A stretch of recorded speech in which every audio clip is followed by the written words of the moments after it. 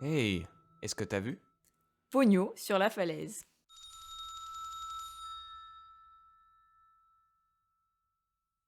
Aujourd'hui, on va vous parler de Pogno sur la falaise, qui est un film qui a été réalisé et écrit par Hayao Miyazaki et qui a été produit par le studio Ghibli. Moi, je pense que c'est un film qui te tient particulièrement à cœur, Alex. Enfin, c'est un de tes films préférés du studio Ghibli, non? Ouais, c'est un film qui est vraiment extraordinaire. Il est vraiment magique. Alors, tous les films de Miyazaki du studio Ghibli sont magiques, mais celui-là, vraiment tout particulièrement. Je trouve qu'il y a un petit brin d'humanité en plus dedans. Alors, il est sorti en 2008, donc t'avais quel âge en 2008? T'avais quoi, 13, 12, 13 ans? Est-ce que t'es allé le voir au cinéma avec ta famille quand il est sorti? Ouais, il y a ma maman qui m'avait emmené avec mon frère et c'est marrant parce que la première fois où je l'ai vu, je m'étais dit que c'était un film vraiment pour les enfants alors que en réalité c'est un film qui est extrêmement mature et qui remet en question beaucoup de choses sur notre humanité.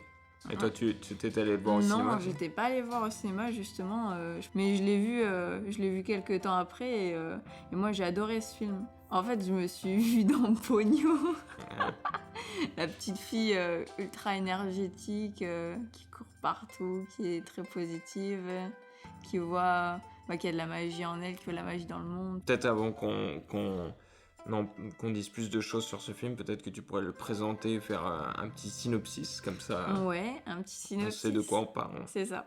Pour ceux qui n'ont pas vu Pognon sur la falaise, déjà, qu'est-ce que vous avez fait de votre vie? Donc en fait, Pognon sur la falaise, c'est l'histoire de Sosuke, qui est un petit garçon de 5 ans, et de sa maman. Et en fait, ils habitent dans une maison tout en haut d'une falaise. Et en fait, un matin, Sosuke, il va jouer au bord de la plage et il découvre un petit poisson rouge qui est coincé dans un pot en verre. Sosuke essaye de sauver le poisson et il se coupe au verre du pot en le sauvant. Et en fait, le poisson s'appelle Pogno. Et Pogno va lécher la blessure de Sosuke et sa blessure cicatrise instantanément. Donc c'est là qu'on voit pour la première fois de la magie un peu dans ce monde. Et en fait, Sosuke décide de garder le petit poisson avec lui dans un seau. Alors, ce qu'il faut savoir, c'est que Pogno, c'est un poisson qui vient du fond de l'océan et qui a plein de sœurs jumelles. Elles Ah, sont c'est toutes ça. jumelles. Et c'est pas un poisson comme les autres parce que c'est le poisson issu des deux dieux de la mer. Donc, il y a une déesse et un dieu de la mer qui contrôle un peu cet équilibre entre la terre, la mer et l'équilibre de notre monde. Oui, donc en fait aussi il y a de la magie dans ce poisson et en léchant la blessure de Sosuke, elle lèche du sang humain, donc en fait elle va se transformer en petite humaine au fur et à mesure. Le père de Pogno, qui s'appelle Fujimoto, qui est un être humain en fait, qui vit au fond de l'eau dans une sorte de sous-marin trop déglingué, c'est assez rigolo, j'aime bien la vibe du sous-marin. Il essaye de retrouver Pogno, donc en fait c'est un peu cette quête pour retrouver Pogno et donc la déferlante des océans qui s'abat sur cette Parce petite que, ville ouais, japonaise. parce que Pogno, quand elle se transforme, en fait, elle déséquilibre justement l'équilibre entre l'eau, la mer, l'eau, la terre, etc. Et elle va provoquer un cataclysme. Ouais, une sorte de tsunami en fait. C'est rigolo parce que au Japon, ça arrive souvent les tsunamis, les typhons ou les tremblements de terre. Donc j'ai trouvé que ça donnait un C'est moyennement raisonnement. rigolo. Non, c'est pas drôle du tout. Ça donnait un raisonnement derrière. Pourquoi peut-être un tsunami arrive? Ah peut-être qu'il y a un petit poisson qui a déséquilibré Mais du les coup, énergies. c'est vraiment un film extraordinaire parce que si on résume ce qu'on a essayé de résumer en beaucoup de phrases encore, c'est une petite fille, un petit poisson qui vient du fond de l'océan qui veut devenir une petite fille et qui est amoureuse d'un petit humain. Oui, Donc puis c'est un film plein de poésie mais qui remet en question vraiment beaucoup de choses et qui est très lourd au niveau du message quand même. et c'est quand même une belle histoire d'amour parce qu'en fait ils se promettent de se protéger l'un l'autre alors qu'ils n'ont que 5 ans et en gros on lui dit si tu respectes pas cette promesse je Non, c'est ça, reviendrai. mais ils la tiennent au final, la promesse, c'est Ouais. ça qui est extraordinaire. Mais Ouais. c'est vrai qu'on passe sur une aventure qui est vraiment extraordinaire, parce que Ponyo, elle va aller sur la Terre, elle va construire cette relation avec Sosuke, puis après elle va retourner dans la mer et échouer, et puis au final, le concours de circonstances vont faire qu'ils vont se retrouver tous les deux à la fin, et que Ponyo va devenir une petite humaine. Pogno, plus elle devient humaine, plus elle perd ses pouvoirs magiques tout au long du film. Donc En fait, au début, on pourrait se dire que Sosuke, il a gardé Ponyo parce qu'il y a eu de la magie, elle l'a soigné, donc il s'est dit, ah, je vais garder ce poisson, il est intéressant. Extraordinaire. Et au fur et à mesure, elle perd sa magie, mais c'est pas pour autant qu'il va la délaisser. Donc c'est vraiment une histoire d'amour pur et honnête, des sentiments, des premiers sentiments qui naissent. Et de l'autre côté, c'est intéressant pour Ponyo, parce que Ponyo, elle vit au fond de l'océan, elle peut faire ce qu'elle veut, elle a des pouvoirs magiques, etc. Et si elle va sur Terre, il va falloir qu'elle subisse les humains, qui est une drôle d'espèce quand même, et elle va perdre ses pouvoirs magiques. Donc c'est vrai que son papa, il est un petit peu inquiet de se dire, mais est-ce qu'elle est sûre que son choix est le bon? Parce que ça se trouve, elle va devenir humaine et regretter par la suite. Quoi. Fujimoto qui est un peu, l'ennemi, on va pas dire ça, parce qu'il n'y a pas c'est vraiment pas vraiment d'ennemi. méchant. Ouais. Mais en fait, c'est juste un papa avec des bonnes intentions qui a peur pour sa fille, qui veut la couver, la protéger. Et oui, on comprend tout à fait les intentions des parents. Et en parlant des intentions des parents, moi j'ai adoré le personnage de Lisa, qui est la maman de Susuke. Qui est vraiment un personnage féminin ultra fort. Enfin, elle élève son fils quasiment seule parce que son mari est parti en mer, justement, et elle conduit super... Ce qui a été controversé, justement. Oui, ça a été controversé au Japon, justement, le fait que Lisa conduise très vite, de manière très dynamique. On a dit que c'était pas une bonne mère, peut-être. Ouais, alors que c'est hyper intéressant, parce que c'est de l'animation, du coup, tout est possible, et c'est vrai qu'elle conduit, elle mange la glace de Sosuke alors qu'elle est en train de conduire, il y a plein de choses. Du coup, c'est intéressant, et c'est rigolo que, malgré tous les messages qu'on aborde dans ce film-là, que les gens ne se focalisent que là-dessus. Et le père de Chihiro, dans Chihiro, il conduit super vite aussi. À un moment, il freine au dernier moment, puis personne n'a dit que c'était un mauvais papa. Hein. Ouais, voilà. Non, mais c'est vrai que ça montre qu'il y a encore des idées un peu préconçues et un peu vieillottes, quoi. Puis j'ai bien aimé aussi que Sosuke, il appelle sa maman Lisa et pas maman.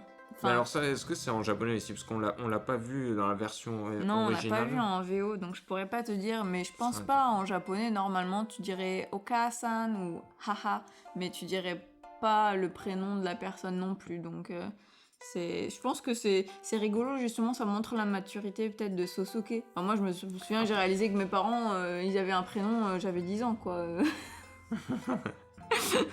Ah oui, d'accord. Bon, ce podcast se transforme en thérapie, alors. Bonjour. C'est vraiment un superbe film et qui met plein de messages aussi, qui parle beaucoup de... c'est quelque chose qui est cher à Miyazaki, qui parle de l'écologie. Ouais, de la nature. Parce qu'on a cette relation entre les hommes qui salissent les océans et le papa de Ponyo qui se rend compte que dès qu'on approche des humains, ça cause des problèmes, ça pollue, etc. Et ça détruit tout sur son passage. Du coup, il y a encore plein de petits messages qui sont placés comme ça un peu partout dans le film et c'est très très intéressant. Puis après, il y a ce fameux tsunami qui a été aussi très controverse parce qu'on ne sait pas du coup si le tsunami tue tous les habitants de l'île ou pas. Ah oui, c'est vrai ça, parce qu'en fait l'eau elle monte, puis après on les voit un peu se mettre dans une sorte de bulle protégée. Uniquement les vieilles personnes. La maison de retraite et l'école pour enfants. Donc on se dit bon, mais qu'est-ce qui s'est passé aux autres pauvres gens? Même un moment quand Ponyo et Sosuke sont sur leur bateau qu'ils ont fait grandir, là, qui est un moment extraordinaire, ils croisent des gens qui sont en bateau et il y a un petit... Je pense que c'est le village ça, les gens qui sont aussi sur le bateau. Oui, il y a des gens en bateau, mais bon, tu dis, les gens qui n'avaient pas de bateau, ils ont fait comment? Moi j'ai pas de bateau chez moi. Bon après je pense que quand il a fait ce film il a pensé à mettre, je pense que le moment où on voit tout le village avec dans les gros bateaux et qui disent avancez, ça montre bien que tout le village est vivant. Oui, et justement c'est pas l'objectif de Miyazaki, je présume, de tuer tous les habitants de l'île. Non, bien sûr. Il délivre des messages mais il est pas là pour non plus être noir. Ah, non, c'est sûr. Et est-ce qu'il y a un moment du film qui t'a particulièrement touché ou un aspect du film que t'as particulièrement aimé Moi j'ai bien aimé parce qu'il y a plusieurs scènes qui sont très différentes. C'est vrai que la relation entre la maman et Sosuke, elle est extrêmement intéressante parce qu'elle est vraie, ils sont hyper vivants. Puis bien sûr après il y a le moment avec le tsunami qui est extraordinaire quoi. C'est une séquence quand les poissons se transforment en vagues et que Ponyo court dessus là, c'est avec d'ailleurs on n'a pas parlé de la musique de Hisashi d'habitude, mais c'est super, c'est sublime. Et ce moment là est connecté à Wagner, donc c'est la marche des Valkyries, c'est ça. Donc c'est une musique qu'adore Miyazaki, et du coup dans la musique de Hisashi on ressent vraiment... C'est vrai que si vous écoutez les deux musiques l'une après l'autre, c'est frappant la ressemblance, mais c'est du génie quoi. En fait, on Mais ressent la c'est une puissance séquence... de la, Ouais, c'est ça. on ressent la puissance des éléments naturels. Ouais, et puis on sent qu'il y a vraiment du monde, quoi. Enfin, qu'il y a... Ouais, que c'est une course, mais c'est une séquence qui est extraordinaire. De toute façon, c'est pas compliqué. À chaque fois qu'on la regarde, c'est à couper le souffle. Oui, puis t'avais dit dans un de tes stories Instagram que ce moment-là, c'était un de tes moments préférés dans l'histoire du cinéma, le moment où Ponyo, elle court sur ses poissons, quoi. Bah non, c'est vrai que c'est assez génial. Bon, après, il y a beaucoup de choses que j'aime dans le cinéma, donc c'est peut-être un peu extrême, mais c'est vrai que c'est une séquence qui est extraordinaire. Et c'est là qu'on voit quand même que l'animation traditionnelle apporte une magie et un certain recul. Parce que l'idée aussi de caractériser les vagues par des poissons, alors que c'est hyper intéressant, et puis l'animation est folle, quoi. On se demande comment ça a été imaginé par des cerveaux humains, donc je pense qu'on apporte vraiment quelque chose à l'art quand on voit ça. Je sais pas ce que t'en as pensé, ah toi, de ouais, cette moi j'ai adoré, j'ai eu des frissons. J'ai bien aimé aussi quand tous les poissons en fait sautent sur le bateau du papa de... C'est le bateau du papa de Sosuke en fait. Et du coup c'est comme s'il se prenait une vague et puis c'est Ouais. enfin, Puis il y a le ça cimetière. fait peur et c'est magique en Ouais. même temps. Bah, c'est comme le cimetière des bateaux aussi, où il y a tous les bateaux qui sont proches, comme s'il y avait une fin à l'océan. C'est hyper intéressant. C'est vrai que c'est des idées, je pense que si on les voyait en vrai, on serait terrorisé. Mais là, vu qu'il y a un peu de recul, vu que c'est de l'animation 2D, on est dans la magie, quoi. C'est vraiment extraordinaire, moi, je trouve.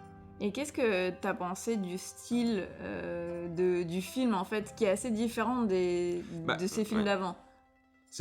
Moi j'ai trouvé ça super beau, mais après je sais que Notamment dans le beaucoup de background. personnes ont dit que c'était très très différent. Il y a des subtilités, mais on reste quand même dans les mêmes techniques qu'ils ont utilisées pour faire les anciens films. Ça veut dire que les personnages dans ce film-là n'ont pas d'ombre, sauf Ok. quand c'est nuit. Mais déjà on part sur un aplat, donc c'est un peu plus press cool comme on dirait aujourd'hui. Et ensuite au niveau des décors, ils utilisent toujours la même technique, donc ils utilisent le poster color qui est une peinture tempéra qu'ils utilisent sur le papier. Et sauf qu'ils vont juste rajouter quelque chose, c'est du crayon de couleur. Donc on a beaucoup de texture qui est apportée au background. Les backgrounds sont un peu plus simplifiés, un peu moins réalistes, avec des formes un peu plus cartoon. Et c'est superbe, c'est vraiment super beau. Moi j'ai vraiment bien apprécié ce changement parce qu'en fait j'ai trouvé que c'était un sujet un petit peu plus c'était un de ses premiers films où le sujet était un petit peu plus réaliste de parler c'était au Japon avec l'écologie, c'est un de ses premiers sujets un peu difficiles à aborder et je trouve que justement ce changement léger de médium, de style en fait, ça a permis en fait d'avoir un Après, petit peu plus on de reste quand recul. même on reste sur du Ghibli. Hein. C'est vrai que beaucoup de personnes ont dit qu'il y a un gros changement de style. Enfin, je veux pas être négatif, etc. Mais ça rentre quand même dans le cadre de la subtilité. Parce que même au niveau des couleurs, ils utilisent des palettes de couleurs qu'on voit beaucoup dans les autres films. Mais après, c'est superbe, hein, je remets pas en question. Mais ça reste du Ghibli. Ça veut dire qu'on voit une image du film, on serait capable de l'assimiler à Ghibli. Ouais. Et d'ailleurs, si vous êtes intéressé par en savoir un petit peu plus sur la pré-production du film, il y a un super reportage de la NHK qui s'appelle 10 ans avec Miyazaki. Et en fait, on suit Hayao Miyazaki quand il est en train de faire les premiers concepts de Ponyo, Ouais, donc c'est vraiment chercher les des prémices, idées. Ouais, et c'est super intéressant. On voit que vraiment, c'est lui qui fait tout, quoi, en fait. Bah, ouais, il fait pas tout, mais c'est vrai que dans le développement initial, dans il la est quand même... pré-production, pardon, évidemment. Il fait le storyboard, il vient avec des images clés concept, c'est limite lui qui cara design. Comme t'as dit, il est fan de Wagner, donc sûrement que c'est lui qui a pitié à Joe Hisaishi, genre bah je veux ça. il construit son projet. C'est lui quoi. aussi qui a un peu donné la direction artistique avec rajouter le crayon, justement, on le voit, c'est dans le reportage. La texture de... Ouais, effectivement. Non, mais c'est un reportage qui est... Alors c'est assez rigolo parce que c'est très calme, c'est pas très rythmé, c'est un montage qui est vraiment très... c'est un reportage, quoi. Ouais, ça prend son temps. Ouais, ça prend son temps, mais on apprend beaucoup de choses. Alors après, on ne sait pas si on nous montre ce qu'on a envie de nous montrer ou si c'est vraiment le Miyazaki qui existe dans la réalité. Mais après, ça apprend toujours avec des pincettes, mais c'est toujours intéressant parce que ça Ça montre des images du Japon, du studio, de Miyazaki, de voir son organisation, de voir aussi la petite équipe qui permet de développer au début du film. Ça veut dire que Miyazaki va faire une première étape où il met en place le film pour être sûr de l'idée. Et une fois qu'il en sait un peu plus et que c'est un peu plus développé, il va prendre un animateur et un background artist, donc quelqu'un qui va peindre les décors.